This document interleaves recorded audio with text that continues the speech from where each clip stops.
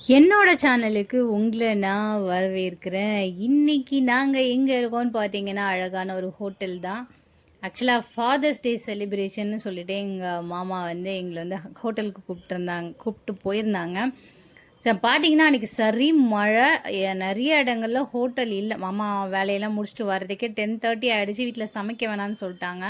சரி ஓகேடான்னு சொல்லிட்டு பார்த்தா, ஏரியால நெறைய ஹோட்டல் பூட்டி இருந்தது. பட் இது ஒண்ணு தான் ஓப்பன்ல இருந்தது.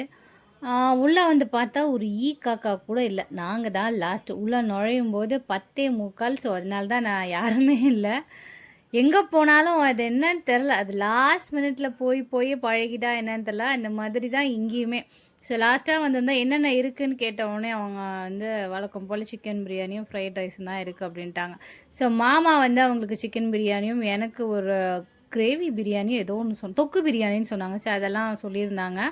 ஃப்ரண்ட்ல வந்து அழகா அந்த சட்டியில நெறைய திங்ஸ்லாம் வச்சிருந்தாங்க. அதுக்குள்ள என்னடா வச்சிருக்காங்க? நான் போய் வீடியோ எடுத்து பார்த்தேன். உள்ள ஒண்ணுமே இல்ல. நான் அதுக்குள்ள எங்க மாமாக்கு வந்து சிக்கன் பிரியாணி வந்துட்டு, அது அழகா ஒரு கிண்ணத்துல வீட்ல நம்ம போடுற மாரி போட்டு கொண்டு வந்து குடுத்தாங்க. மாமா அத பிளேட்ல போட்டுக்கவே இல்ல. அப்படியே அந்த கிண்ணத்தோட சாப்பிட்டுட்டு இருந்தாங்க. எனக்கு தொக்கு பிரியாணின்னு ஏதோ டிஃபரெண்ட்டா ஒண்ணு சொன்னாங்க. பிரியாணிக்கு மேல கிரேவி மாதிரி சிக்கன வச்சு முட்டையோட கொண்டு வந்து வச்சிருந்தாங்க.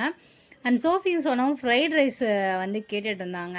ஸோ அது ரெடி பண்ணுறதுக்கு டைம் ஆகும்ன்றதுனால சோனா குட்டி வந்து அவங்க அப்பா கிட்ட பக்கத்தில் உட்காந்து ஒன்று ஒன்றா வாங்கி சாப்பிட்டுட்டு இருந்தா. நானும் வந்து கொஞ்சம் சோஃபிக்கும் இந்த பக்கம் என் பக்கத்தில் உட்காந்தனால அவளுக்கு ஊட்டி விட்டுட்டு இருந்தேன்.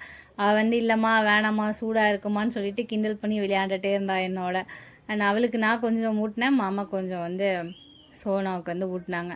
நாங்கள் சாப்பிட்டு முடிக்கிறதுக்குள்ளேயே வந்து ஃப்ரைட் ரைஸ் வந்துருச்சு. அவங்க 2 பேரும் அதுக்கப்புறம் சாப்பிட ஆரம்பித்தாங்க. நான் சாப்பிட்டுட்டு ஹேண்ட் வாஷ் பண்ணிட்டேன். ஆக்சுவலாக இந்த ஹோட்டலோட இன்டீரியர் வந்து சூப்பராக இருந்தது. அண்ட் ஹோட்டலும் ரொம்ப க்ளீனாக இருந்தது. இது நாள் வரைக்கும் எங்கள் ஏரியாவில் தான் இருக்குது. என்னோட கண்ணில் வந்து இந்த ஹோட்டல் படவே இல்லை. அது எப்படின்னு தான் எனக்கும் தெரியல. ஆக்சுவலாக இது ஃபஸ்ட் ஃப்ளோரில் இருக்குது. அண்ட் போர்டு வந்து பெருசாக வெளியில் இல்லைன்றதுனால தெரியலையா என்னன்னு தெரில. பட் ஹோட்டலே இல்லைன்ற பட்சத்தில் தேடும்போது தான் இது எங்கள் கண்ணில் மாட்டுச்சு. அண்ட் சாப்பாடு வந்து ஹோம்மேடு ஃபுட்டு மாரியே இருந்தது. இங்க நெறைய கோட்ஸ் மாரி எழுதி வச்சிருந்தாங்க.